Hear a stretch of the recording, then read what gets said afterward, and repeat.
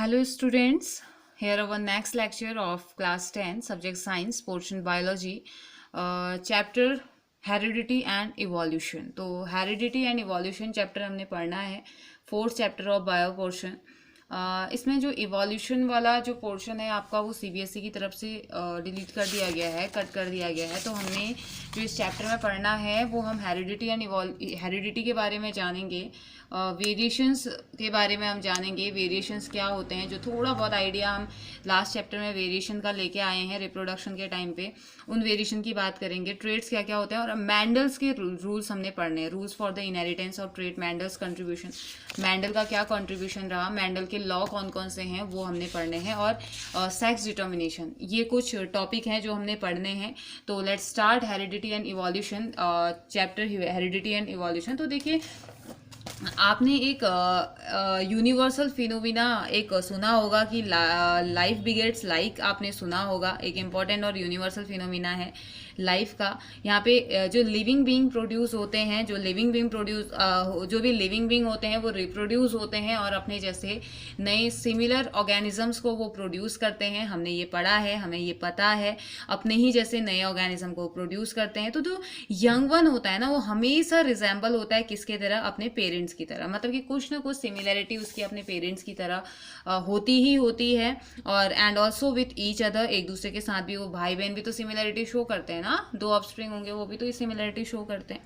तो this resemblance among the individuals of a species has given rise to aphorism like begets like या life beget like, ये दिया गया है। तो चलिए थोड़ा सा बुक की हेल्प लेते हैं, बुक में क्या हमें दिया गया है उसके बारे में जानते हैं। उसके बाद वन बाय वन सारी चीज़ों के बारे में हम जानेंगे, थोड़ा जेनेटिक्स के बारे में जानेंगे, हेरिडिटी एंड इनहेरिटेंस क्या होता है, वेरिएशन क्या होता है, टाइप्स ऑफ वेरिएशन की बात करेंगे, और साथ ही साथ कुछ जेनेटिक वोकेबुलरी हम पढ़ेंगे, क्योंकि जब तक जेनेटिक वोकेबुलरी नहीं आएगी मेंडल्स के लॉ समझ में नहीं आएंगे, तो ये पढ़ना ही पढ़ना पड़ेगा। तो देखते हैं इसमें क्या दे रखा है। We have seen that reproductive process give rise to the new individual that are similar but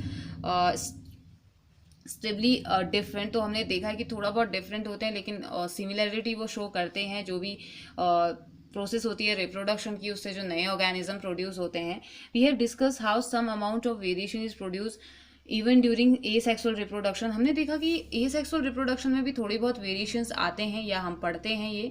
and sexual and the number of successful variation are maximize by the process of sexual reproduction. और हमने देखा कि variation थोड़ा बहुत amount तो आता है ए sexual reproduction में, लेकिन बहुत ज़्यादा वेरिएशंस, वेरिएशंस का मीनिंग ही होता है चेंज। बहुत ज़्यादा वेरिएशंस हमें देखने को मिलते हैं कहाँ, जब सेक्सुअल रिप्रोडक्शन की प्रोसेस हो रही है। सेक्सुअल रिप्रोडक्शन से प्रोड्यूस हुए जो ऑर्गेनिजम्स हैं वो शो करते हैं किसको, वेरिएशंस को। ठीक है, तो if you observe a field of sugar cane we find very little variation among the individual plant. तो आप अगर गन्ने के खेत में चले जाओ तो वहाँ पे आप बहुत कम वेरिएशन देखोगे दो प्लांट्स के बीच में, या वो अलग अलग आपको बहुत कम दिखाई देंगे। But in a number of animals including human beings, लेकिन जब आप ह्यूमन बींग्स के साथ या बाकी के जो अदर एनिमल्स हैं उनकी अगर आप बात करेंगे विच रिप्रोड्यूस सेक्सुअली, जो सेक्सुअली रिप्रोड्यूस होते हैं, यानी कि दोनों ही गैमेट, मेल गैमेट और फीमेल गैमेट के फ्यूजन से जो नए ऑफस्प्रिंग प्रोड्यूस होते हैं, अगर इस तरीके से हुए तो quite distinct variation are visible among different individual. तो ये थोड़ा सा अलग या थोड़ा सा अलग टाइप के हमें दिखते हैं, अलग अलग दोनों एक दूसरे से दिखते हैं। In this chapter we shall be studying the mechanism by which variations are created and inherited. तो इस चैप्टर में हमने यही पढ़ना है कि क्या क्या मैकेनिज्म्स उसकी होती हैं, कैसे कौन से वेरिएशंस क्रिएट किए जाते हैं, कौन से वेरिएशन एक जनरेशन से दूसरे जनरेशन में जाते हैं, मीन्स की ये सारी चीज़ें हमने पढ़नी है। The long term consequences of the accumulation of variations are also in interesting point to be considered. We shall be studying this under evolution. तो इवोल्यूशन वाला पोर्शन तो हमारा है नहीं अब, तो हमने सिर्फ हेरिडिटी की बात करनी है। तो चलिए सबसे पहले मैं आपको बताती हूँ कि ये चैप्टर आता किसके अंदर है। ये हम पढ़ते हैं जेनेटिक्स के अंदर। ठीक है, the scientific study of mechanisms of अब इनहेरिटेंस हम बोल रहे हैं। इनहेरिटेंस मीन्स क्या होता है, कैरेक्टर्स का एक जनरेशन से दूसरे जनरेशन में ट्रैवल करना, या किसी भी कैरेक्टर का, जैसे कोई भी जीन, जैसे हम अपने पेरेंट्स की तरह दिखाई देते हैं तो उसमें जीन क्या हुई होंगी, ट्रैवल ही तो हुई होंगी ना एक जनरेशन से दूसरे जनरेशन में। तो उन जीन्स का एक जनरेशन से दूसरे जनरेशन में जाना, या पेरेंट्स के ट्रेट का ऑफस्प्रिंग के ट्रेट में जाना ही ही हम उसे क्या कह देते हैं, इनहेरिटेंस हम कह देते हैं। तो जेनेटिक्स बायोलॉजी की एक ब्रांच है। फादर ऑफ जेनेटिक्स किसे कहा जाता है, मेंडल को, ग्रेगर जॉन मेंडल को फादर ऑफ जेनेटिक्स कहा जाता है। तो ये जो जेनेटिक्स होती है वो एक ब्रांच है। जैसे हम अलग अलग पढ़ते हैं ना, साइंस की हम 3 ब्रांचेस पढ़ते हैं, फिजिक्स केमिस्ट्री और बायो की हम बात करते हैं ना, साइंस की 3 ब्रांचेस है, वैसे ही बायो की भी अलग अलग ब्रांचेस होती है। जैसे केमिस्ट्री की ऑर्गेनिक और इनऑर्गेनिक 2 ब्रांचेस पढ़ते हैं, तो ऐसे ही इसमें भी होता है। बायो में भी क्या होता है, अलग अलग ब्रांचेस पढ़ते हैं हम। तो अभी जो ब्रांच हम पढ़ने जा रहे हैं, जो चैप्टर आपका है, वो आता है जेनेटिक्स में। ठीक है, जेनेटिक्स की हम इसमें बात करते हैं। जेनेटिक्स यानी कि जीन्स या क्रोमोसोम्स के थ्रू या डीएनए के थ्रू पेरेंट्स के कैरेक्टर का ऑफस्प्रिंग तक जाना, हम उसकी बात करते हैं। तो यानी कि जेनेटिक्स क्या होती है, scientific study of mechanism of inheritance. Inheritance के मैकेनिज्म मतलब कि कैसे ट्रैवल होता है, कैसे एक जनरेशन से दूसरे जनरेशन में कैरेक्टर्स जाते हैं, कैसे पेरेंट्स से ऑफस्प्रिंग में कैरेक्टर जाते हैं कि वो पेरेंट्स की तरह दिखाई देते हैं, as well as variation of character, और कैसे उनमें चेंजेस आते हैं। अगर हम आते हैं तो ठीक है, मतलब कि सिमिलरिटी शो करते हैं तो ठीक है, लेकिन कुछ ऐसे कैरेक्टर भी होते हैं जिनमें हम अपने पेरेंट्स से बिल्कुल अलग होते हैं या अपनी पहले की जनरेशन से बिल्कुल अलग होते हैं। तो उनके बारे में जिसमें हम बात करते हैं उसे क्या कहा जाता है, जेनेटिक्स कहा जाता है। ठीक है, तो let's start heredity and evolution.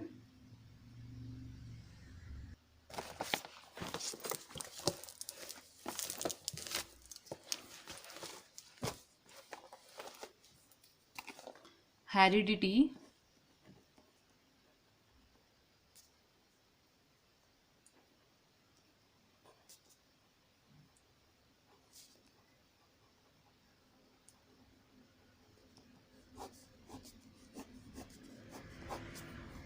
तो देखिए, सबसे पहले हमने बात करी किसकी, जेनेटिक्स की, क्योंकि ये इसी में आता है। हम जेनेटिक्स में साइंस की या बायो की वो ब्रांच जिसमें हम स्टडी करते हैं मैकेनिज्म ऑफ, तो इसमें क्या लिखेंगे, the scientific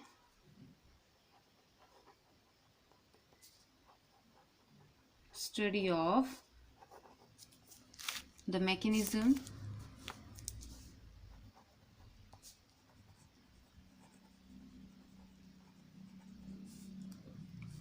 of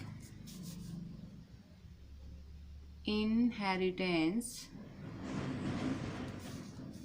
as well as variation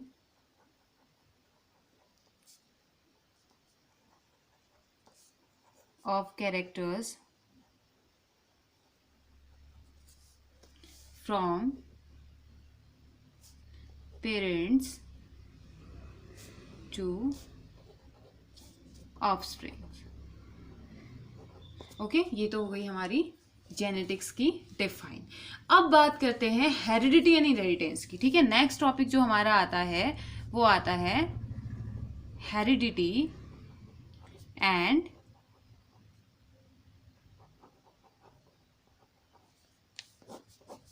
heredity and evolution. ठीक है, तो जो ट्रांसमिशन होते हैं, कैरेक्टर का जो ट्रांसमिशन होता है पेरेंट्स से अपने बच्चों में, उसे हम क्या कह देते हैं, heredity. Transmission of character, transmission of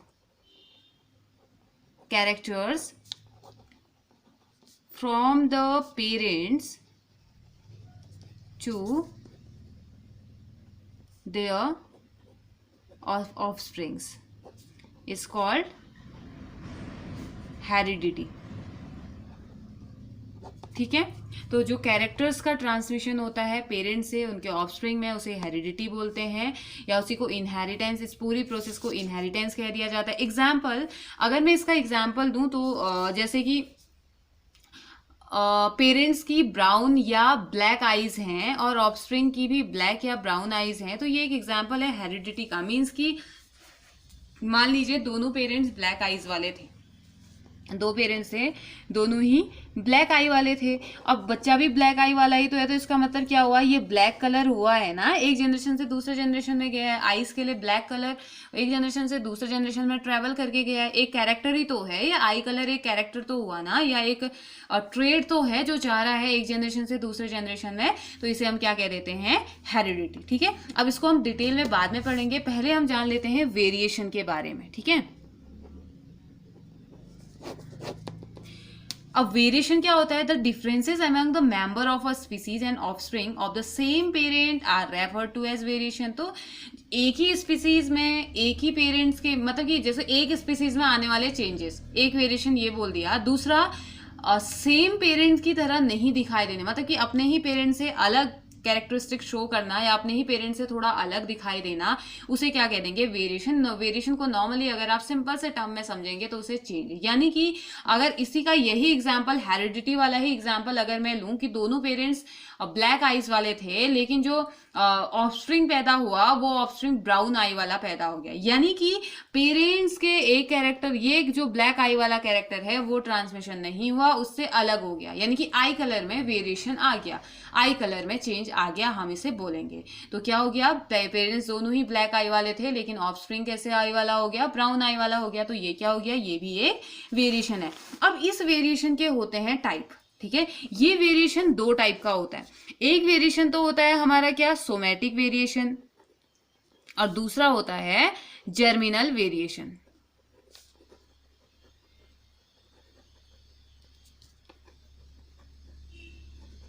अब देखिए, पहले तो हमें सोमेटिक और जर्मिनल का टर्म का जो मीनिंग है ना वो समझते हैं। ठीक है, सोमेटिक का मीनिंग क्या होता है और जर्मिनल का मीनिंग क्या होता है। वेरिएशन का मीनिंग तो हमें पता है, ठीक है, change, somatic change, germinal change.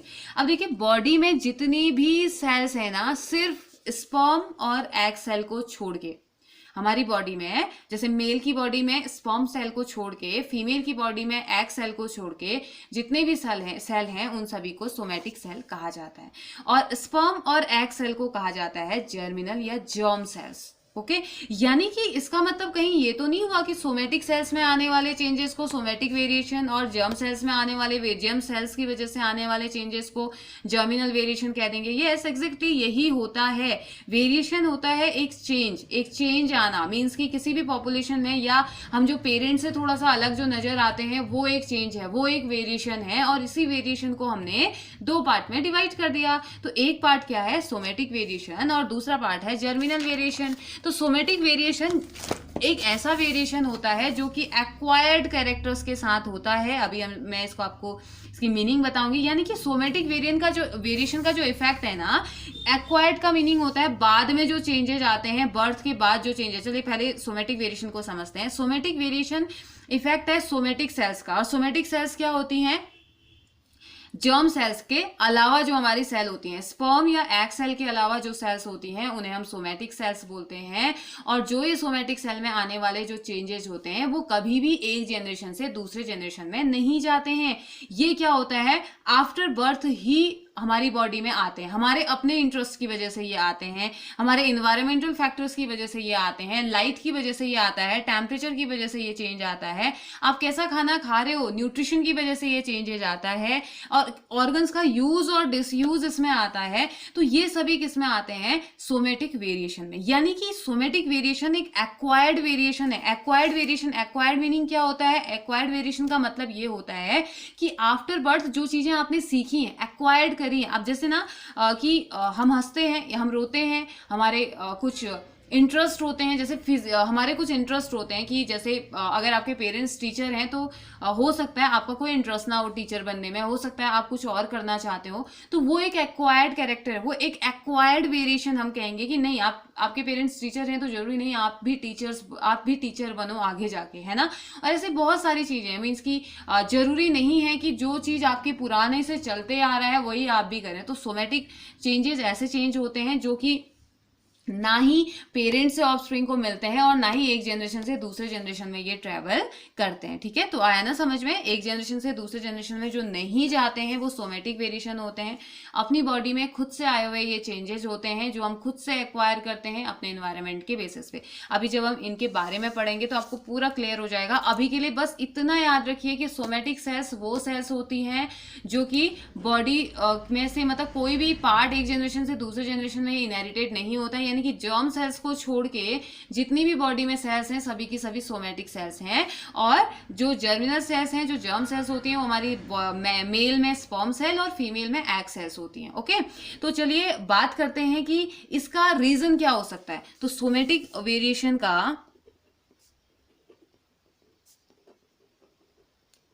Somatic variation जिसे कि हम क्या भी बोलते हैं, एक्वायर्ड वेरिएशन। ओके, तो एक्वायर्ड जो वेरिएशन है इसके कॉजेज क्या क्या हो सकते हैं, क्या रीजन हो सकता है, क्या कॉज होंगे कि सोमेटिक वेरिएशन होता है। जब इसको एक जनरेशन से दूसरे जनरेशन में जाना ही नहीं है तो ये चेंज क्यों होता है, क्या इसका कोई फायदा होता है या कुछ लॉस होता है, वो हम पढ़ते हैं। तो इसके लिए एक तो इन्वायरमेंट जो होता है वो रिस्पॉन्सिबल होता है, दूसरा हम पढ़ते हैं use and disuse of organ. तो फर्स्ट जो फैक्टर है या इन कॉज है वो है इन्वायरमेंट, और सेकंड जो फैक्टर है हमारा वो है use and disuse of organs. तो देखो एनवायरनमेंट, हमारे एनवायरनमेंट में क्या है, ये इंक्लूड करता है जितने भी सभी फैक्टर जैसे ऑर्गेनिज्म के, जैसे कि किस जगह पे वो रहता है, हैबिटेट की ये बात करेगा, लाइट की बात करेगा, टेम्परेचर की बात करेगा, फूड की बात करेगा, एयर की बात करेगा, प्रेशर की ये बात करेगा।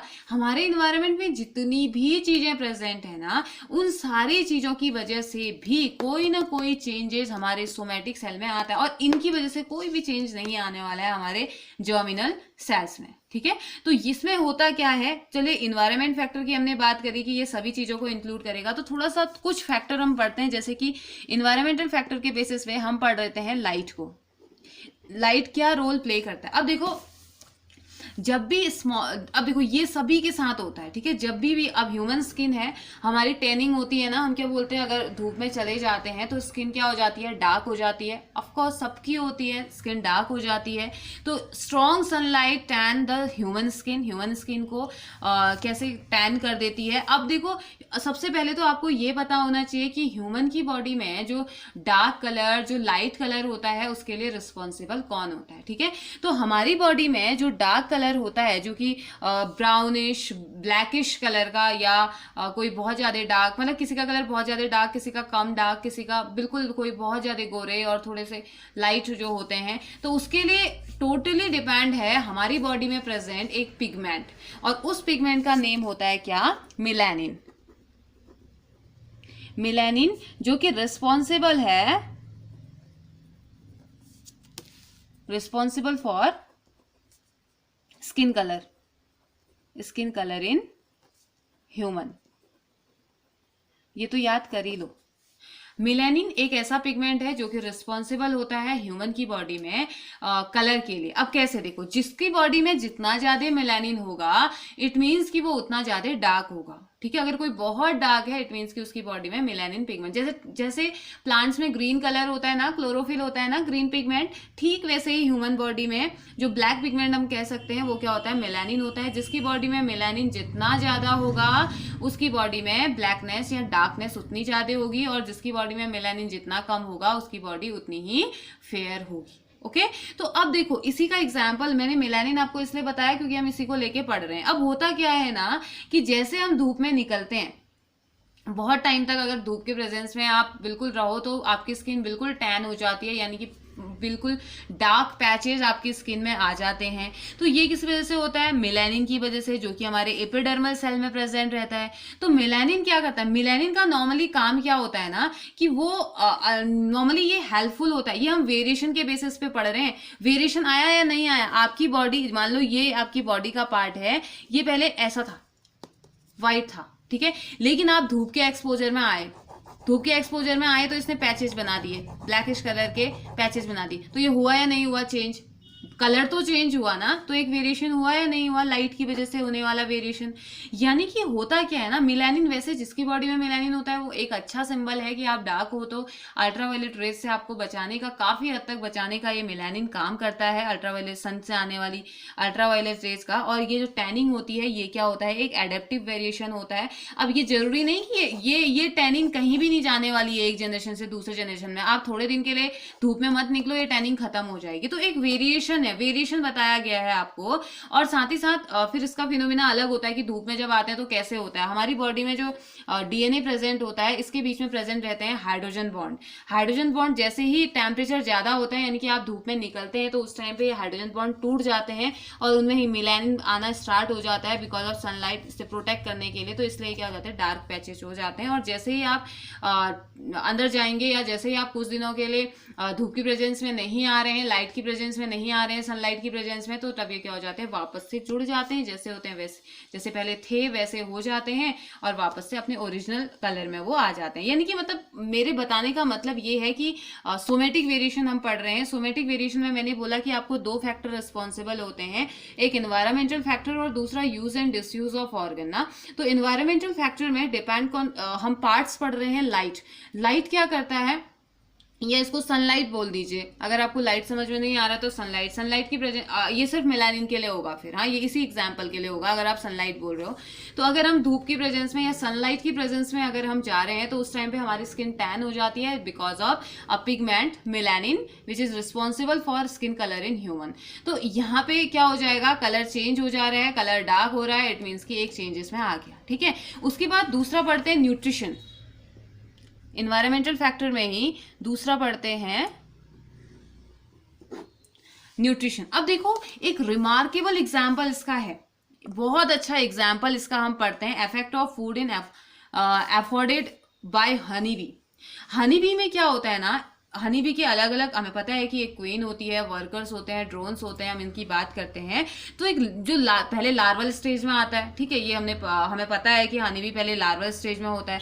तो जो लार्वा फीड करता है pollen mix with little Honey, बहुत कम, मतलब कि जो लार्वा होंगे ना, बहुत सारे लार्वा होते हैं, इनमें से बहुत सारे लार्वा, कुछ लार्वा ऐसे होते हैं ना जो कि नॉर्मल सा न्यूट्रिशन लेते हैं, मतलब कि थोड़े से हनी में बाकी पॉलन वगैरह मिक्स वाला ये खाते हैं। तो ये आगे जाके बनते हैं क्या, वर्कर,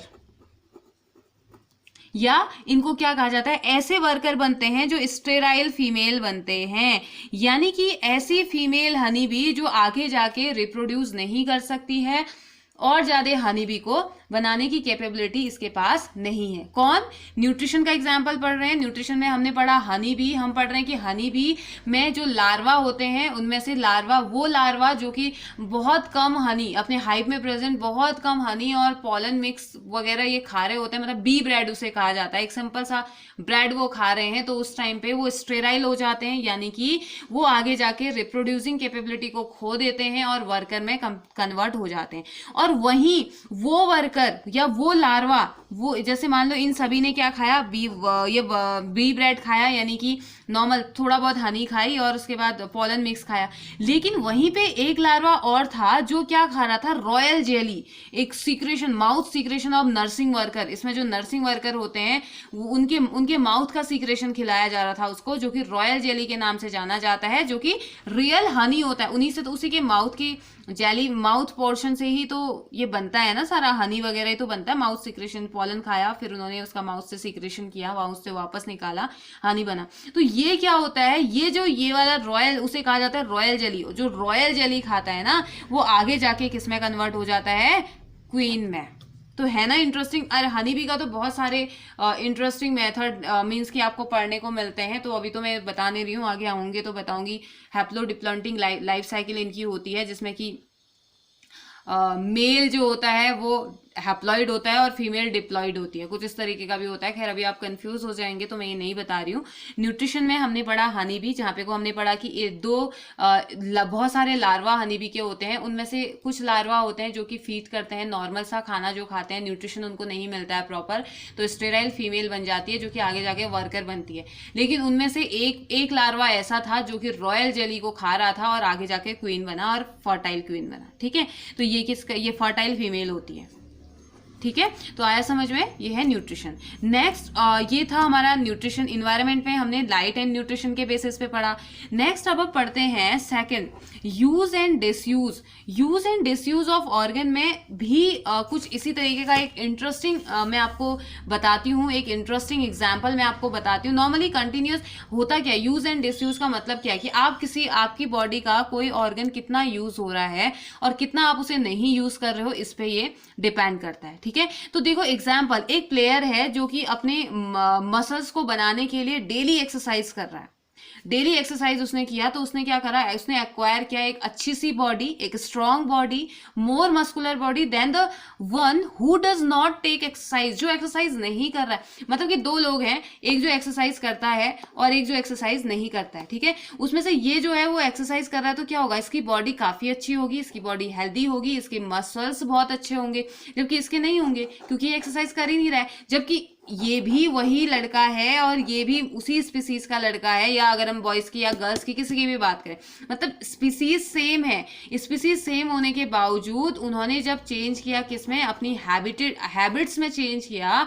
एक ने बहुत मेहनत करी, एक प्लेयर है उसने बहुत मेहनत करी, दूसरे ने नहीं करी, तो उसकी बॉडी तो मस्कुलर होगी ना। या ये मान के चलो कि ये पहले बहुत ही वीक टाइप का था, इसने कहा कि चलो आज से मैं एक्सरसाइज करता हूँ, अपने मसल्स बनाता हूँ, थोड़े दिनों बाद इसकी मस्कुलर बॉडी हो गई।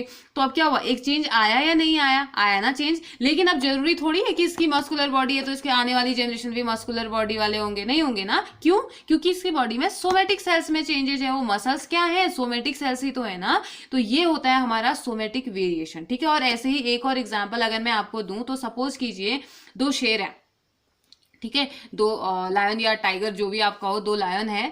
एक है वो जो कि जंगल में रहता है, दूसरा वो जो कि जू में रहता है। तो देखो जंगल में, अब खुद ही सोचो कि अब जो जंगल वाला है ना, जंगल में जो रहने वाला है उसे बहुत मेहनत करनी पड़ती है। वो एक जगह से दूसरी जगह जाता है अपने प्रे को ढूंढने के लिए, अपने शिकार को ढूंढने के लिए बहुत मेहनत करता है। मीन्स उछल कूद बहुत होती है और अच्छा फ्रेश खाना खा रहा है, जितना चाहिए उतना खा रहा है। और वैसे भी आपने उसके बारे में सुना होगा कि शेर कभी भी बासी खाना नहीं खाता है, मतलब खुद ही, और किसी का मारा हुआ भी शायद वो नहीं खाता है, तो वो खुद मारता है और खुद ही मार के खाता है ऑर्गेनिजम्स को। तो अब देखो यहाँ पे उसका क्या होगा, वो जितना खाना चाहे उतना खा सकता है, राइट। और खुद से, मतलब कि जब वो ढूंढने के लिए जाएगा तो थोड़ी बहुत एक्सरसाइज भी हो जाएगी एक जगह से दूसरी जगह जब वो जाएगा तो। लेकिन वो जो दूसरा शेर जो कि जू में है, उसका क्या हो रहा है, जो उसका जू मास्टर कह रहा है उसे वो करना पड़ रहा है, और थोड़ा बहुत उसने खाना दिया, उसने जब दिया तब वो खाएगा। मीन्स कि वो अपने अकॉर्डिंग नहीं खा सकता है,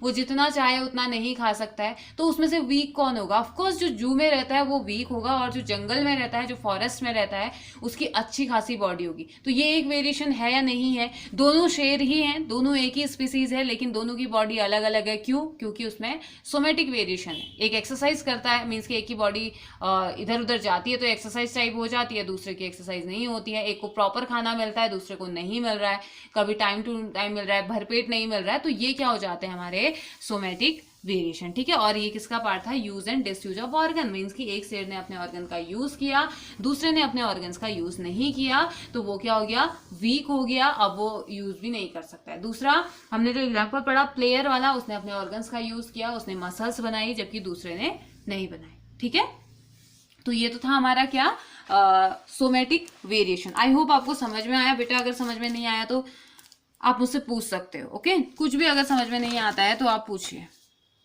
second, next one, germinal variation.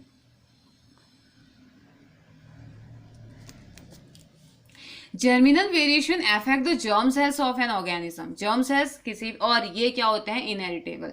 अगर जर्मिनल वेरिएशन हुए तो वो कंफर्म है कि नेक्स्ट जनरेशन में जाने ही जाने वाला है, एक जनरेशन से दूसरे जनरेशन में वो जाएगा। यानी कि अगर पेरेंट्स में कोई वेरिएशन है और वो हो गए हैं जर्म सेल की वजह से, जर्म सेल में आए हुए वेरिएशन वो हैं, जर्म सेल में आए हुए चेंजेस वो हैं, तो वो क्या करेंगे, उसके ऑफस्प्रिंग तक भी वो जाएंगे। ठीक है, तो जर्मिनल वेरिएशन को भी दो टाइप में डिवाइड किया गया है। एक तो कंटिन्यूअस जर्मिनल वेरिएशन होते हैं और दूसरे डिसकंटिन्यूअस होते हैं। Okay, continuous germinal variation. Second, discontinuous germinal variation. Okay, तो चलिए जानते हैं कंटिन्यूस जर्मिनल वेरिएशन.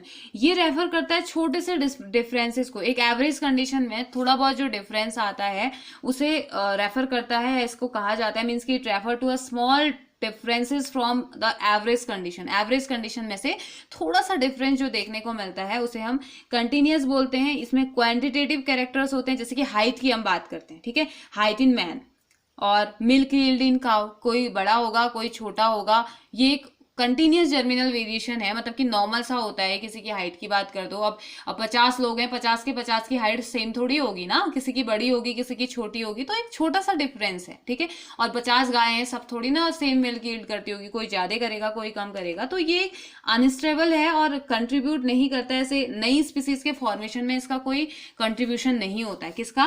कंटिन्यूस वाले में. दूसरा आता है डिसकंटिन्यूस जर्मिनल वेरिएशन. ये रेफर करता है लार्ज, बड़ा डिफरेंस, बहुत बड़ा डिफरेंस इसमें होता है ऑफस्प्रिंग के बीच में, पेरेंट और इंडिविजुअल, मींस की from the parents. And this variation is also known as mutation. इसे म्यूटेशन भी कहा जाता है. जीन में चेंजेज आ जाते हैं, क्रोमोसोम्स में चेंजेज आ जाते हैं, डिसकंटिन्यूस इसे कहा जाता है. ये स्टेबल होता है, अचानक से होने वाला एक इनहेरिटेबल चेंज इसमें होता है. ठीक है, और वो प्रॉब्लम जो कि क्रोमोसोमल प्रॉब्लम की वजह से हुई, क्रोमोसोम में आने वाली प्रॉब्लम की वजह से हुई, जीन में आने वाली प्रॉब्लम की वजह से हुई, उसे क्या कह दिया जाता है? Discontinuous variation. और म्यूटेशन इसे कहा जाता है, जो कि एक जनरेशन से दूसरे जनरेशन में जाएगा और बहुत बड़ा डिफरेंस ये लेके जाता है. ओके, तो जर्मिनल वेरिएशन दो टाइप के थे, कंटिन्यूस एंड डिसकंटिन्यूस. अब हम पढ़ेंगे इस वेरिएशन का फायदा क्या है, सिग्निफिकेंस.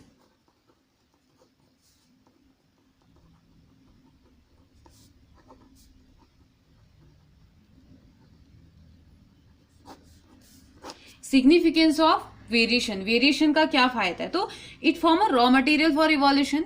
क्या आपको ऐसा नहीं लगता कि अगर जनरेशन टू जनरेशन चेंजेस आए तो एक अच्छा चेंज इसमें आएगा, यानी कि एक नई स्पीसीज के फॉर्मेशन में या इवोल्यूशन होने की तरफ हम नहीं बढ़ेंगे. जैसे कि ह्यूमन बीइंग का जब इवोल्यूशन हुआ तो हम हमेशा से ह्यूमन बीइंग थोड़ी ना रहे होंगे, हम भी तो किसी और फॉर्म में होंगे ना. हमारे सोमेटिक सेल्स में या हमारी सोमेटिक नहीं, हमारे जर्मिनल सेल में लगातार कोई ना कोई हर जनरेशन टू जनरेशन बहुत सारे वेरिएशन आए होंगे, तब जाके तो हम ह्यूमन बने होंगे ना. तो आपको नहीं लगता कि ये इवोल्यूशन का एक इवोल्यूशन के लिए मटीरियल का फॉर्मेशन कर रहा है? तो yes, it forms a raw material for evolution. और बिना वेरिएशन के कभी भी पुरानी स्पीसीज नई स्पीसीज में कन्वर्ट नहीं हो सकती है. ठीक है, नई स्पीसीज में अगर किसी पुरानी स्पीसीज को कन्वर्ट करना है, अगर इवोल्यूशन हमें चाहिए, तो हमारी बॉडी को चाहिए कि वो हमारे जो जर्मिनल सेल्स हैं उनमें वेरिएशन लेके आए. ठीक है, जर्मिनल सेल में वेरिएशन जब जब आएंगे या वेरिएशन बॉडी में जब जब आएंगे, तब तक ह्यूमन या तब तक कोई भी एनिमल कैपेबल होगा चेंजिंग एनवायरमेंटल कंडीशंस के बेसिस पे सर्वाइव करने के लिए, या जिस हिसाब से उसे कंडीशंस मिल रही है उस हिसाब से चेंज होने के लिए, या नई स्पीसीज के फॉर्मेशन के लिए, या इवोल्यूशन के लिए. ठीक है, उसके बाद जो वेरिएशन होते हैं वो ऑर्गेनिज्म को हेल्प करता है कि वो चेंजिंग एनवायरनमेंट में खुद को एडेप्ट कर सके. मींस कि जैसे बहुत सारी स्पीसीज ऐसी होती है ना जो कि बहुत कम टेम्परेचर पे रहती हैं, मींस कि कुछ माइनस में रहती हैं. जैसे मान लो कोई एक 1 डिग्री सेल्सियस पे कोई रह रहा है, मतलब कि उसकी यही हैबिटेट है, यही उसका एडेप्टेशन है. लेकिन अब ये बताओ, अगर अर्थ का टेम्परेचर बढ़ गया और उस जगह का टेम्परेचर 1.2 डिग्री सेल्सियस हो गया, इतना 0.2 डिग्री सेल्सियस अगर उस जगह का टेम्परेचर बढ़ गया, तो वो इसमें सर्वाइव कर पाएगा? वो ऑर्गेनिज्म नहीं कर पाएगा. इसके लिए जरूरी क्या है? उस ऑर्गेनिज्म की बॉडी में जनरेशन टू जनरेशन कुछ चेंजेस ऐसे आए जो कि उसे बढ़ते हुए इन्वायरमेंट की, अब उसमें तो कुछ नहीं हो सकता, लेकिन उसके बच्चे तो सर्वाइव कर सकते हैं ना. अगर उसके बच्चों की बॉडी में ये चेंज आया तो उस ऑर्गेनिज्म को चाहिए, उस ऑर्गेनिज्म की पर्टिकुलर स्पीसीज को ये चाहिए कि उसकी बॉडी के सेल्स कुछ इस तरीके से काम करें कि आगे आने वाली जनरेशन हायर टेम्परेचर में भी खुद को एडप्ट कर सके. ठीक है, वेरिएशन हेल्प करता है मैन को कि वो अपने रेसेस को और ज़्यादा इम्प्रूव कर सके, एनिमल्स को, प्लांट को, और ये वेरिएशन एनेबल करते हैं ऑर्गेनिज्म को फेस करने के लिए struggle of existence, struggle of existence को, मतलब कि खुद को एग्जिस्ट करने के लिए और अच्छे तरीके में एग्जिस्ट करने के लिए, खुद को और अच्छे तरीके से टिकाने के लिए इस अर्थ में ये हमें हेल्प करता है। कौन? वेरिएशन, आने वाले चेंजेस। ओके, और साथ ही साथ जो डिसकंटिन्यूस वेरिएशन होते हैं वो नए ट्रेड्स को प्रोड्यूस करते हैं ऑर्गेनिज्म में, जैसे कि एक सिंगल जनरेशन में बिना किसी वेरिएशन के यहाँ पे कोई भी साइंस या हेरिडिटी हो ही नहीं सकती है। अगर आप वेरिएशन, आप ये कह दें ना कि वेरिएशन नहीं आते हैं, किसी भी जनरेशन में वेरिएशन नहीं आते हैं या नहीं आने चाहिए, अगर आप कहेंगे तो यहीं पे आपकी साइंस खत्म, साइंस शुरू होने से पहले ही आपने खत्म कर दी, इसका मतलब ये हुआ। क्योंकि बिना किसी हेरिडिटी के, बिना किसी वेरिएशन के कोई साइंस होती ही नहीं है, कोई बायो नहीं होती, कोई साइंस नहीं होती। ठीक है, तो अब जानते हैं ये तो था फायदा क्या क्या था। हमें फायदा होता है, हम खुद को एग्जिस्ट कर पाते हैं एनवायरनमेंट में, चेंजेस आते हैं, नया इवोल्यूशन होता है, नई स्पीसीज का फॉर्मेशन होता है, और पता चलता है कि कितने अच्छे तरीके से ऑर्गेनिज्म खुद को सर्वाइव कर सकता है। Changing, even changing environmental condition में भी खुद को सर्वाइव रखने की कैपेबिलिटी होती है। अब देखो, मोस्ट इंपॉर्टेंट थिंग जो आपकी आ रही है वो आ रही है जेनेटिक वोकेबुलरी।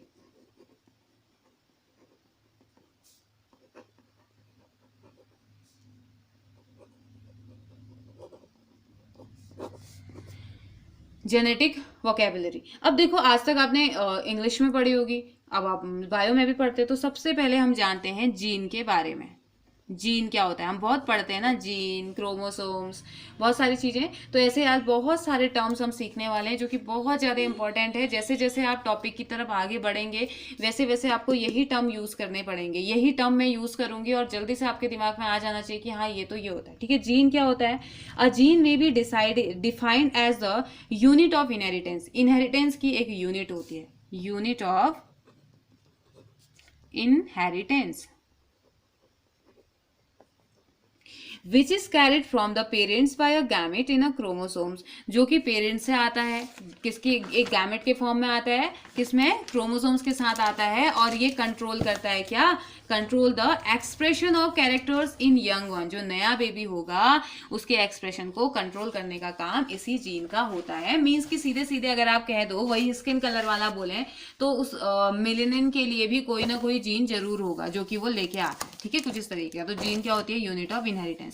दूसरा हमारा है chromosome.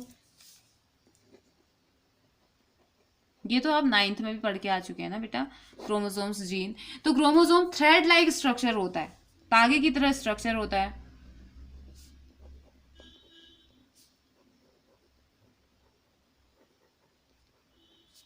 Okay, thread like structure ये होता है किसमें? न्यूक्लियस में। किसके? एक सेल के न्यूक्लियस में। ये आपने ध्यान रखना है। Thread like structure in the nucleus of a cell formed of DNA which carry the genes. ठीक है, तो ये क्या करते हैं? जीन को कैरी करते हैं। एक थ्रेड लाइक स्ट्रक्चर होता है जो कि सेल के न्यूक्लियस में प्रेजेंट रहता है। ओके, तो क्रोमोसोम हो गया। उसके बाद अब मेन टर्म आया एलील। अब देखो, एलील क्या होता है? एक पेयर, जीन का एक पेयर जिसको हम जैसे ना मैंने बोला वाटर,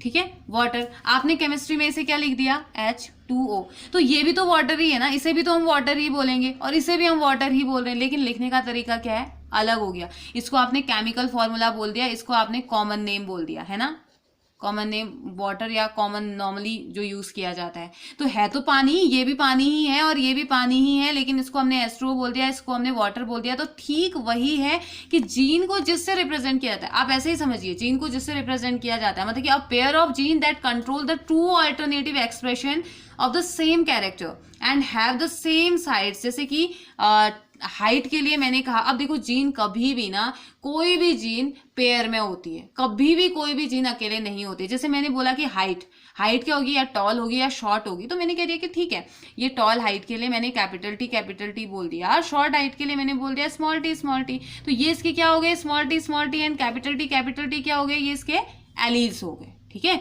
इनको हम क्या बोल देंगे? एलील बोल देंगे, है ना। तो अब ये इनको हमने एलील बोल दिया। आया ना इतना समझ में? उसके बाद जीन लोकस होता है। जीन लोकस एक स्पेसिफिक रीजन होता है क्रोमोसोम का। मान लो ये क्रोमोसोम्स हैं, तो ये यहाँ प्रेजेंट है, यहाँ प्रेजेंट है, यहाँ प्रेजेंट है या यहाँ प्रेजेंट है, जीन कहाँ पे प्रेजेंट है, तो उसे क्या कह देते हैं, जीन लोकस हम कह देंगे, ठीक है, जहाँ पे जीन को वो रिप्रेजेंट करेगा। तो पहला gene, unit of inheritance, chromosome, thread like structure, allele, gene को पेयर में जो प्रेजेंट रहते हैं उसको हम एलील बोल देते हैं। जीन लोकस, जहाँ पे क्रोमोसोम का वो पार्ट जहाँ पे एक स्पेशल रीजन जहाँ पर जीन प्रेजेंट होता है उसे जीन लोकस बोल दिया था। अब आता है most important term, dominant alleles. अगर आपको डोमिनेंट और रेसेसिव अगर इस चैप्टर में नहीं आया तो आपको कुछ भी समझ में नहीं आएगा। अब देखो होता क्या है ना बेटा, डोमिनेंट का मतलब क्या होता है, हावी हो जाना, किसी के ऊपर हावी हो जाना, यही तो होता है ना। तो हमारी बॉडी में भी कुछ कैरेक्टर ऐसे होते हैं जो दूसरे कैरेक्टर के ऊपर हावी हो जाते हैं, ठीक है। और जो स्ट्रांग होगा वो खुद को शो करता है, जो वीक होगा वो खुद को शो नहीं कर पाता है। तो डोमिनेंट एलील वो एलील होता है जो हमेशा खुद को एक्सप्रेस करता है, इवन तब भी जब दूसरे टाइप का, मतलब उसी का जैसा दूसरे टाइप का कॉन्ट्रास्टिंग एलील उसके पास है। अब अगर मैं आपको अभी जब हम आगे पढ़ेंगे ना आपको क्लियरली समझ में आ जाएगा, लेकिन अगर मैं यहाँ पर आपको समझाऊं ना, मैंने यहाँ पे बात करी थी हाइट की, ठीक है। तो मैंने कहा कि एक टॉल हाइट वाला है और एक शॉर्ट हाइट वाला है, ठीक है। टॉल हाइट वाले को मैंने कैपिटल टी से दिखा दिया और शॉर्ट हाइट को मैंने स्मॉल टी से दिखा दिया। मैंने कहा कि ये मेल था और ये फीमेल था और इन दोनों के बीच में मैंने क्रॉस करवा दिया मतलब मेटिंग इनकी करवा दी। तो अब जो इनका ऑफस्प्रिंग पैदा होगा ना, अब यहां से सिर्फ एक ही टी जा सकता है। हमने पढ़ा था कि 50% कैरेक्टर जाएंगे। अगर 50% ये है, 50% ये है, 50% ये है, 50% ये है, तो इसकी बॉडी से एक ही 50% जा सकता है। वो 50% कोई भी जाए कोई फर्क नहीं पड़ता। मान लो ये कैपिटल टी गया, ठीक है, और यहां से भी एक आएगा, मान लो ये स्मॉल टी आ गया। अब आपको क्या लगता है कि जो ऑफस्प्रिंग होगा वो कौन सा क्या होगा, लंबा होगा या शॉर्ट होगा? मीन्स कि ये टॉल पेरेंट्स के लिए था, पेरेंट ये जो मेल था वो बड़ा था, लंबा था, और जो फीमेल थी वो शॉर्ट थी, लेकिन आए दोनों के ही कैरेक्टर। स्मॉल टी आया, ये कैपिटल टी यहां से आया, स्मॉल टी यहां पे आया, लेकिन इंटरमीडिएट जैसा कुछ नहीं होता। आप ऐसा नहीं कह सकते कि बराबर हाइट के होंगे, मतलब कि ना बड़ा होगा ना छोटा होगा, आप ऐसा नहीं कह सकते हो। अब देखो यहाँ पे हुआ क्या ना, यहाँ पे जो स्ट्रांग होगा यानी कि जो टॉल होता है ना वो हमेशा डोमिनेंट होता है शॉर्ट के ऊपर।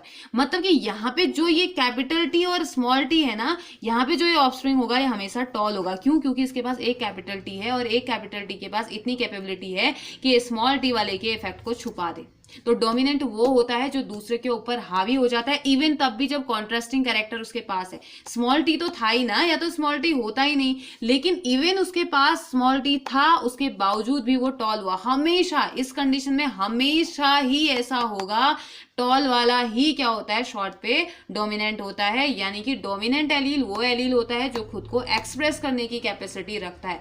वो जैसे ना कि कभी कभी फ्रेंड्स के बीच में भी होता है, या एक ग्रुप में बहुत सारे बच्चे हैं तो होता है कि उनमें से एक बच्चा ऐसा होता है ना जो बहुत डोमिनेंट होता है, जो मतलब अपनी बात मनवा ही लेता है, खुद को सबसे ऊपर रखता है। तो कुछ उसी तरीके का वो डोमिनेंट होता है, ठीक है, तो इसे कहते हैं डोमिनेंट। अब इसी डोमिनेंट से निकल के आता है दूसरा टर्म रेसेसिव, जो कि सबसे इंपॉर्टेंट है बेटा। डोमिनेंट और रेसेसिव तो इतने, डोमिनेंट, रेसेसिव, होमोजाइगस, हेट्रोजाइगस, हालांकि ये सभी इंपॉर्टेंट है, लेकिन इनमें सबसे ज्यादा इंपॉर्टेंट जो है डोमिनेंट है, रेसेसिव है, होमोजाइगस, हेट्रोजाइगस एंड फिनोटाइप और जीनोटाइप।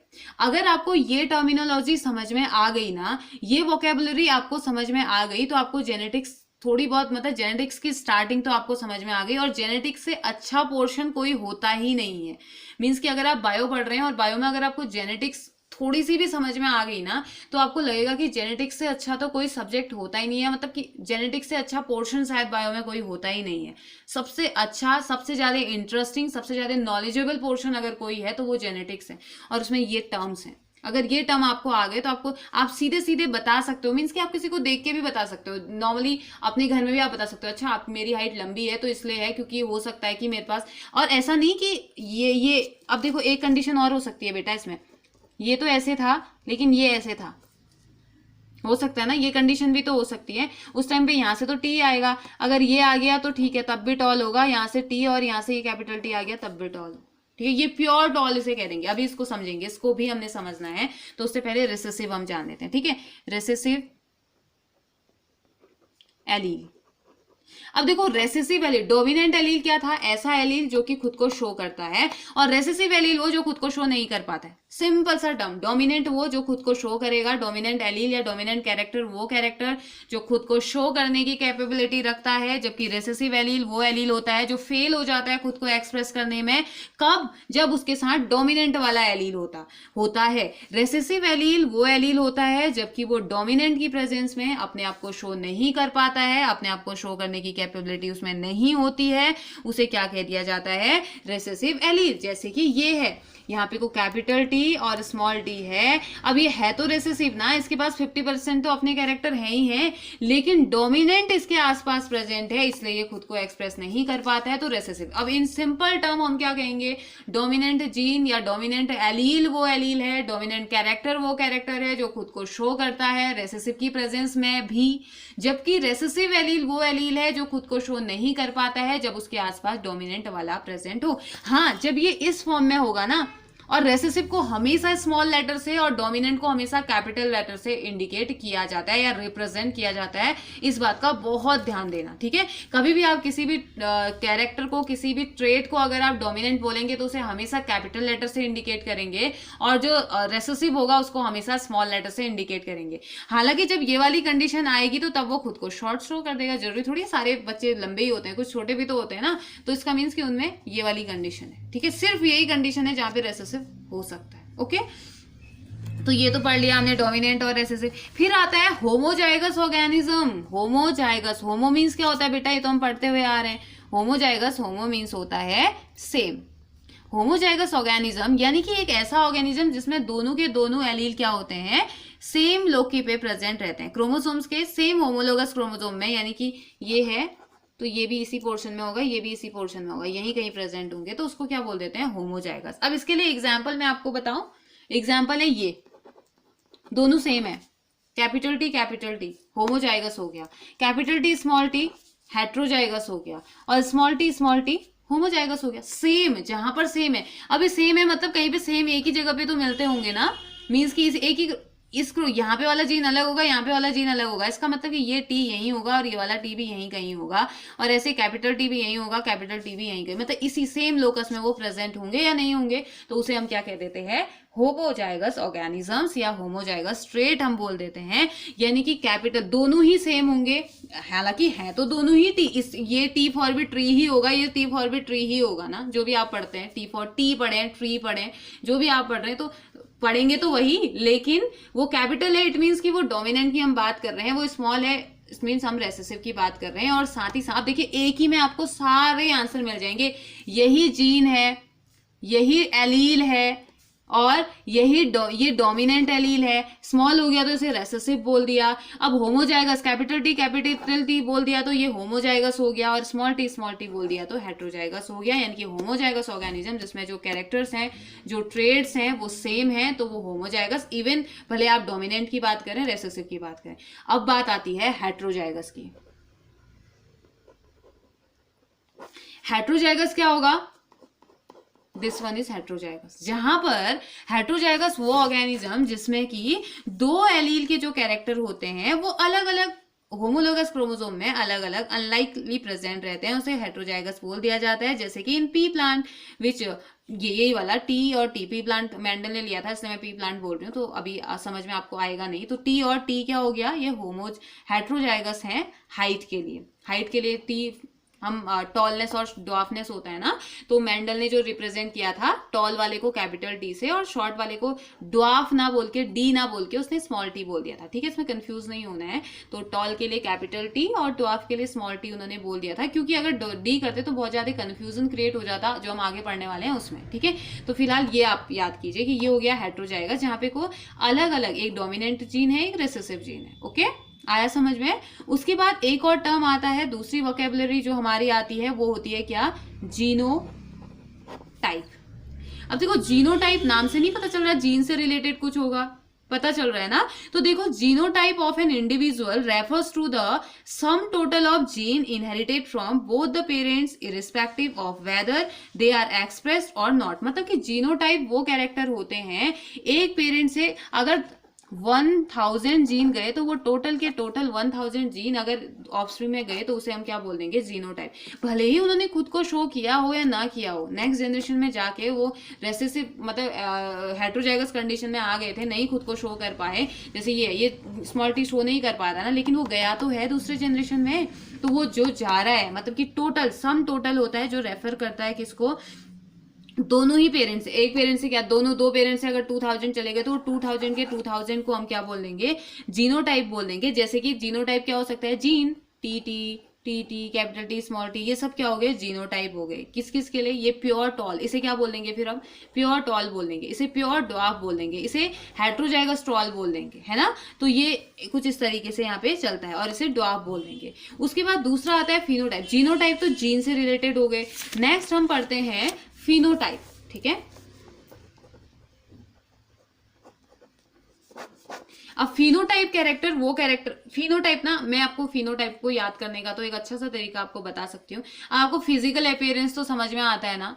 फिजिकल अपीयरेंस मीन्स जो चीजें हमें दिखाई देती हैं, जैसे कि कौन कितना लंबा है वो हमें दिखाई दे रहा है, किसकी आंखें कैसी हैं, किसी के बाल कैसे हैं, बॉडी स्ट्रक्चर कैसा है, टॉल है या शॉर्ट है, कैसा ये दिखाई देता है ना। फिजिकली तो है वो, कलर कैसा है, ये सब दिखाई देता है, हेयर स्ट्रेट है या कर्ली है, तो ये क्या हो गया, उसके फिजिकल कैरेक्टर हुए या नहीं हुए, जो आपको फिजिकली दिखाई दे रहे हैं। तो P for phenotype, P for physical होता है या नहीं होता है। बस फिनोटाइप वो कैरेक्टर होते हैं जो आपको फिजिकली किसी में दिखाई दे रहे हैं। फिजिकली किसी ऑर्गेनिज्म में दिखाई देने वाले कैरेक्टर, जो फिजिकल कैरेक्टर आपको किसी ऑर्गेनिज्म के दिखाई देते हैं, these are known as phenotype. अब साइंटिफिक टर्म में पढ़े तो phenotype of an individual refers to the expressed और observable structure and functional traits. तो मतलब कि जिन चीजों को आप ऑब्जर्व कर सकते हो फिजिकली, जिन चीजों को आप ऑब्जर्व कर सकते हैं किसी भी ऑर्गेनिज्म में, उनको क्या कह देते हैं, हम उन्हें फिनोटाइप कह देते हैं। एग्जाम्पल, टॉलनेस इन प्लांट, किसी प्लांट की टॉलनेस को आप देख सकते हो, कितना लंबा है कितना छोटा है आप देख सकते हो। Colour blindness in men are phenotype. Colour blindness means वहां पे ना ग्रीन और रेड कलर में थोड़ा सा डिफ्रेंशिएट करना मुश्किल हो जाता है कलर ब्लाइंडनेस वालों को, तो ये भी एक क्या है, फिनोटाइपिक कैरेक्टर। मतलब सारी चीजें, आई कलर, आप चलते कैसे हैं, आप कितने लंबे हैं, आप कितने छोटे हैं, और मतलब सारी चीजें, बॉडी स्ट्रक्चर की बात कर रहे हैं, हेयर कलर की बात कर रहे हैं, आपके फेस मीन्स कि आपका कलर कैसा है, मेलानिन ज्यादा है कम है, ये सभी के सभी क्या होते हैं, फिजिकल अपीयरेंस की हम बात करते हैं, ठीक है। तो आज के लिए हम इतना ही पढ़ रहे हैं। मैं फिर से आपको रिवाइज करवाती हूँ क्योंकि बहुत ज्यादा इंपॉर्टेंट टर्म है बेटा। अगर आपको ये समझ में नहीं आया ना तो आगे तो मैं पढ़ा ही नहीं पाऊंगी, आपको समझ ही नहीं आएगा। मैं पढ़ाऊंगी और आपको लगेगा कि पता नहीं मैम क्या क्या बोल रही हैं। तो ये हो गया हेरिडिटी एंड इवोल्यूशन, हमने स्टार्ट किया था। हेरिडिटी एंड इवोल्यूशन में सबसे पहले हमने बोला कि हेरिडिटी एक जहाँ पे एक जनरेशन से दूसरे जनरेशन में कैरेक्टर का ट्रांसफर होता है, साथ ही साथ जिस फील्ड में ये हम पढ़ते हैं, जिस ब्रांच में हम पढ़ते हैं साइंस की, उसे हम जेनेटिक्स बोलते हैं। फिर हेरिडिटी इवोल्यूशन, हमने कहा कि transmission of character from the parents to their offspring is called heredity, इसे हमने कहा। अब देखो दूसरा, जैसे कि ब्लैक पेरेंट था तो ब्लैक आई वाला पेरेंट था तो ब्लैक आई बच्चे को मिली, तो हेरिडिटी हमने कह दिया। वेरिएशन हमने कहा कि चेंजेस, यानी कि ब्लैक आई वाले दोनों पेरेंट थे लेकिन बच्चे के ब्राउन आई हो गए, तो ये एक वेरिएशन हो गया, एक चेंजेज आ गया। और वेरिएशन फिर हमने कहा कि दो टाइप का होता है, एक सोमेटिक वेरिएशन और दूसरा जर्मिनल वेरिएशन। सोमेटिक का मीनिंग होता है बॉडी के सारे सेल्स एक्सेप्ट जर्म सेल्स, यानी कि एग सेल और स्पर्म सेल को छोड़ के जितने भी सेल हैं वो सभी सोमेटिक सेल हैं, और इन सोमेटिक सेल्स में आने वाले चेंजेस को हम सोमेटिक वेरिएशन बोल देते हैं, ऑब्वियस सी बात है। और ये सोमेटिक वेरिएशन जो होता है वो डिपेंड करता है किस पे, एनवायरनमेंट पे, use and disuse of organ पे डिपेंड करता है। एनवायरनमेंट पे कैसे, लाइट और न्यूट्रिशन में। लाइट में हमने पढ़ा कि जब भी हम धूप में जाते हैं तो टैनिंग हो जाती है, स्किन डार्क हो जाती है, तो नॉर्मल स्किन से डार्क स्किन का हो जाना एक वेरिएशन है जो कि लाइट की वजह से हुआ या सनलाइट की वजह से हुआ। न्यूट्रिशन, हमने हनी बी का बहुत अच्छा, बहुत इंटरेस्टिंग एग्जाम्पल हमने पढ़ा कि हनी बी के लार्वा तो सेम ही होते हैं ना सभी, ऐसा थोड़ी कि अलग ही बना रखा है उनको नेचर ने। तो अलग अलग टाइप, एक ही टाइप का जो लार्वा है उसमें खाने का तरीका अलग अलग उनको।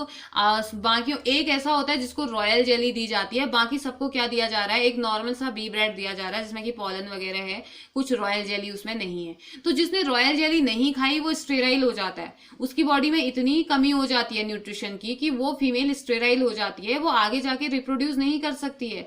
अदर हनी भी नहीं बना सकती है वो। लेकिन वो फीमेल लार्वा जिसको खिलाया गया था रॉयल जेली खाने की वजह से उसकी बॉडी में इतने न्यूट्रिशन आ गए, इतने अच्छे न्यूट्रिशन उसकी बॉडी में आए कि वो कैपेबल हो गई उतने सारे हनी हाइव में उतने सारे हनी बी को प्रोड्यूस करने के लिए एक फर्टाइल मेल फीमेल के फॉर्म में वो निकल के आई। ठीक है, उसके बाद use and disuse of organ हमने पढ़ा, जिसमें कि हमने एक प्लेयर की बात करी जो कि बहुत अच्छे से अपने मसल्स का यूज, अब मसल्स तो दो लोगों की बॉडी में, सबकी बॉडी में मसल्स हैं, लेकिन प्लेयर ने उसे यूज किया, उसने कहा कि नहीं मैं इन ऑर्गन्स का यूज करूंगा, अपनी मसल्स का यूज करूंगा, एक्सरसाइज करूंगा, अच्छी बॉडी बनाऊंगा।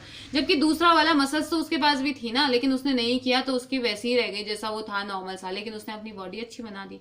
फिर हमने ऐसे ही लायन का एग्जाम्पल भी दिया था, है ना। तो अब दूसरा उसके बाद हमने पढ़ा था जर्मिनल वेरिएशन, ये तो सोमेटिक वेरिएशन के अंदर था। फिर हमने कहा कि जर्मिनल वेरिएशन की बात करते हैं जिसमें जर्म सेल में चेंजेस आए हैं। जर्म सेल, किसी भी ऑर्गेनिज्म के जर्म सेल्स क्या होते हैं, मेल में स्पर्म सेल और फीमेल में एग सेल। अब स्पर्म और एग तो आप बहुत अच्छे से समझते हैं क्योंकि लास्ट चैप्टर में हम पढ़ के आ चुके हैं। तो इसमें कंटिन्यूअस एंड डिसकंटिन्यूअस की हमने बात करी थी, continuous germinal variation and discontinuous germinal variation की बात करी थी, जहाँ पे कंटिन्यूअस में बहुत छोटा सा चेंज आता है लेकिन डिसकंटिन्यूअस में बहुत बड़ा चेंज आता है, जैसे कि हम म्यूटेशन भी कहते हैं। उसके बाद वेरिएशन के फायदे हमने पढ़े। हमने जाना कि वेरिएशन एक इवोल्यूशन के लिए रॉ मटेरियल की तरह काम करता है और बिना वेरिएशन के कोई भी पुरानी स्पीसीज नई स्पीसीज में चेंज नहीं हो सकती है और कोई इवोल्यूशन नहीं हो सकता है। और अलग वेरिएशन हेल्प करता है कि ऑर्गेनिज्म अलग अलग टाइप के इन्वायरमेंटल कंडीशन में खुद को एडेप्ट कर सके, है ना। जैसे कि हम लोग है ना, हम पहाड़ों में रहते हैं, बहुत ज्यादा गर्मी को सहन नहीं कर सकते हैं, लेकिन अगर आप दिल्ली चले जाओगे थोड़े दिन आपको बहुत प्रॉब्लम होगी, लेकिन थोड़े दिनों बाद आपकी बॉडी उसी इन्वायरमेंट के हिसाब से खुद को अडेप्ट कर लेगी। तो है ना वेरिएशन, बॉडी ने वेरिएशन ले लिया, थोड़े चेंजेस को एक्सेप्ट कर लिया। उसके बाद हमने पढ़ा जेनेटिक वोकेबलरी, जो मोस्ट इंपॉर्टेंट थिंग है बेटा, मैं अभी भी कह रही हूँ बहुत ज्यादा इंपॉर्टेंट है, बहुत ध्यान से इसे पढ़िए, बहुत ध्यान से इसे सुनिए। ठीक है, जीन हमने पढ़ा, इसको क्या बोलते हैं, यूनिट ऑफ इनहेरिटेंस, जिसमें कि जितने भी कैरेक्टर हैं पेरेंट्स के, जो भी कैरेक्टर हमें पेरेंट्स की तरह नजर आते हैं हमें, वो सभी के सभी उनके जीन्स हमें मिले हुए हैं, वही है यूनिट ऑफ इनहेरिटेंस। ठीक है, और साथ ही साथ दूसरा हमने पढ़ा क्रोमोसोम्स, जो कि एक थ्रेड लाइक स्ट्रक्चर होता है। हमने बोला तागे की तरह एक स्ट्रक्चर होता है, सेल के न्यूक्लियस में डीएनए के साथ ये प्रेजेंस रहता है जो कि जीन्स को कैरी करके लेके जाता है। यही वो क्रोमोसोम्स होते हैं जो जीन को लेके जाते हैं। जैसे आप लोग स्कूल में बैग लेके आते हो ना, बैग लेके आते हैं, बैग के अंदर बुक्स लेके आते हो या नोटबुक्स लेके आते हो, ठीक वैसे ही सेल के अंदर ठीक वैसे ही जो क्रोमोसोम्स है, क्रोमोसोम्स जीन को कैरी करके लेके आते हैं। ठीक है, आप क्या करते हो, बुक्स कैरी करके लेके आते हो, वैसे ही ये जीन्स को कैरी कर, खुद को क्रोमोसोम समझ लिए, बुक्स क्या हो गए, जीन हो गए। ठीक है, इसको कैरी करके लेके आते हैं। फिर एलील, हमने कहा कि जीन जो है उनको पेयर्स में दिखाया जाता है जो कि कंट्रोल करते हैं हमेशा अल्टरनेटिव एक्सप्रेशन को, उसे हमने एलील कहा। जैसे कि हमने टी और टी की बात करी, ये क्या है, एलील। और एग्जांपल दिया था, जैसे H2O भी पानी है, वाटर भी पानी है, लेकिन इसको भी पानी कहते हैं, इसको भी पानी कहते हैं, लेकिन तरीका अलग है, तो वही कुछ एलील भी होता है। जीन लोकस, सेम जगह में प्रेजेंट, कहाँ पे वो प्रेजेंट है, क्रोमोसोम के कौन सी जगह में प्रेजेंट है, जीन्स कहाँ पे प्रेजेंट है, उसे जीन लोकस कह दिया जाता है। जीन की मतलब नॉर्मली जैसे आप कहाँ पे रहते हैं ना, जैसे कोई सिलथाम में रहता है, कोई कहीं रहता है, तो उसके हिसाब से हम बताते हैं, अच्छा हाँ वो सिलथाम में रहता है तो सिलथाम में ये चीज़ है, वैसे ही कहाँ पे प्रेजेंट है उस बेसिस पे हम इसको डिफाइन करते हैं। फिर आया most important term dominant allele and recessive allele. तो डोमिनेंट एलील हमने कहा कि कुछ ऐसे एलील होते हैं, कुछ ऐसे जीन होते हैं जो अपने एक्सप्रेशन को शो कर जाते हैं इवन तब भी जब कोई दूसरा जीन उनके पास है, या दूसरे टाइप के कैरेक्टर को शो करने वाला, या सेम कैरेक्टर के लिए, सेम ट्रेड के लिए, लेकिन हाइट के लिए ही बात कर रहे हैं ना, हाइट के लिए ही बात कर रहे हैं। टॉल वाला अगर शॉर्ट वाले के साथ होता है तब भी खुद को शो कर जाता है, तो टॉल क्या हो गया, डोमिनेंट हो गया। तो हमने पढ़ा कि डोमिनेंट एलील वो एलील होता है जो कि खुद को एक्सप्रेस कर सकता है इवन तब भी जबकि एक कंट्रास्टिंग एलील उसके पास होता है, उसे डोमिनेंट। जबकि रेसेसिव एलील वो एलील होता है जो कि खुद को, उसके पास है तो सही, जीन तो है रेसेसिवनेस का, रेसेसिव का जीन तो है, लेकिन वो खुद को तब तक शो नहीं कर पाएगा जब तक उसके पास 50% कैरेक्टर डोमिनेंट वाला जीन लेके आया है। वो खुद को तभी शो कर पाएगा जब वो स्मॉल फॉर्म में अकेले ही होगा। और हमने पढ़ा कि जो भी डोमिनेंट होगा उसे हम कैपिटल लेटर से इंडिकेट करेंगे, और जो रेसेसिव रेसेसिव होगा उसे स्मॉल लेटर से। और साथ ही साथ जीन्स हमेशा पेयर में होते हैं। हम कभी इसको टॉल नहीं बोल सकते। हम टॉल इसको तब बोलेंगे या तो ये इस कंडीशन में है या इस कंडीशन में, पेयर में होगा तभी इसे बोल सकते हैं, अदरवाइज आप इसे नहीं बोल सकते हो कि ये जीन है। ओके, उसके बाद फिर हमने पढ़ा होमोजाइगस और हेट्रोजाइगस। अब homozygous organism, homozygous gene, homozygous chromosome, आप ये सभी टर्म आपको मिलते रहेंगे, लेकिन वहां पे को मीनिंग सबकी यही होगी कि homozygous means same, heterozygous means different. ठीक है, तो होमोजाइगस वो ऑर्गेनिज्म होते हैं जिसमें कि दोनों के दोनों एलील एक कैरेक्टर के दोनों एलील जो होंगे वो एक करस्पॉन्डिंग लोकी में प्रेजेंट रहते हैं। होमोलोगस क्रोमोसोम के मतलब कि ये क्रोमोसोम है तो यहीं पे प्रेजेंट होंगे दोनों के दोनों। ठीक है, तो जैसे कि टी हमने कहा कैपिटल टी, ये क्या हो गया, होमोजाइगस, दोनों सेम है, कैपिटल टी ये भी है, कैपिटल टी ये भी है ना। इसका मतलब कि सेम जगह में रहते होंगे, एक ही जगह में ये होंगे। और दूसरा आ गया हेट्रोजाइगस। हेट्रो मीन्स क्या होता है, डिफरेंट। हेट्रो मीन्स होता है अलग अलग। तो ये कैपिटल टी है, ये स्मॉल टी है, इसे हम क्या कह देंगे, हेट्रोजाइगस, यानी कि इनकी पोजीशन भी अलग होगी। हो सकता है ये कैपिटल टी यहाँ है तो ये दूसरे क्रोमोसोम में यहाँ होगा, या यहाँ नीचे कहीं उसी क्रोमोसोम में होगा। तो होमोजाइगस और हेट्रोजाइगस वो कंडीशन होती है जहाँ पे आप डिफाइन करते हैं क्रोमोसोम के रीजन में कहाँ पर वो प्रेजेंट है, क्या वो सेम जगह में प्रेजेंट है, क्या वो अलग अलग जगह में प्रेजेंट है। और उसको अगर आपको समझ में नहीं आ रहा है अभी के लिए तो आप ऐसे याद कर सकते हैं, जो सेम नहीं है मीन्स कि है तो टी ही लेकिन एक कैपिटल है एक स्मॉल है तो उसे हेट्रोजाइगस बोल दिया। और जो कैपिटल या स्मॉल है तो ये दोनों ही क्या हो जाएंगे, होमोजाइगस। ठीक है, उसके बाद एक और टर्म हमने पढ़ा था, दो टर्म हमने और पढ़े थे, जीनोटाइप एंड फिनोटाइप। जीनोटाइप हमें नाम से पता चल रहा है जीन को रिप्रेजेंट करेंगे, यानी कि genotype of an individual refers to the sum total of genes inherited from both the parents irrespective of whether they are expressed or not. ठीक है, तो मतलब कि जीनोटाइप एक इंडिविजुअल, हम उस इंडिविजुअल को रेफर करते हैं, या जीनोटाइप हम उसे कहते हैं जब हम दोनों ही पेरेंट्स से जितने भी जीन आए, भले 100 जीन आए, भले 1000 जीन आए, मिलियंस आए, ट्रिलियंस आए, वो सम टोटल जितना है ना वो सभी जीनोटाइप है। जीन के बेसिस पे, मतलब कि अगर आपकी आई ब्लैक है तो वो जीन की वजह से है, आपके हेयर स्ट्रेट है तो जीन्स की वजह से है, सारी चीजें, आपकी बॉडी लंबी है, आप लंबे हैं तो जीन्स की वजह से, आप छोटे हैं तो जीन्स की वजह से, हार्मोन्स की वजह से। तो ये सबका सब किसका खेल है, सबके सब जीन का खेल है, जीन्स का खेल है। ठीक है, तो इसको क्या बोल देंगे, जीनोटाइप। दूसरा हमने पढ़ा फिनोटाइप। ये तो बहुत ही इजी हमें मिला कि जो आपको दिखाई देता है किसी भी ऑर्गेनिज्म के जो फिजिकल कैरेक्टर्स आपको जो दिखाई देते हैं उसको आप फिनोटाइप बोल देंगे। ऑब्वियस सी बात है, जैसे आई कलर आपने देख लिया, आपने हाइट देख ली, आपने कलर ब्लाइंडनेस की आपने बात करी, तो ये सभी का सभी क्या होगा, ये क्या होते हैं, फिजिकल और फिनोटाइप। अब जब हम आगे पढ़ेंगे मेंडल्स एक्सपेरिमेंट हम पढ़ेंगे, और ये बहुत ही ज्यादा इंटरेस्टिंग, बहुत ही अच्छे लॉ मेंडल ने दिए थे जो आपको आज तक पता नहीं होगा, वो सारी चीजें हमें यहाँ पे सीखने को मिलेंगी। तो मेंडल का एक्सपेरिमेंट क्या था वो हम देखेंगे, और मोनो हाइब्रिड क्रॉस उन्होंने किया था, डाई हाइब्रिड क्रॉस किया था, उससे लॉज निकाले थे, वो हमने पढ़ने हैं। ठीक है, उसके बाद सेक्स डिटर्मिनेशन पढ़ना है।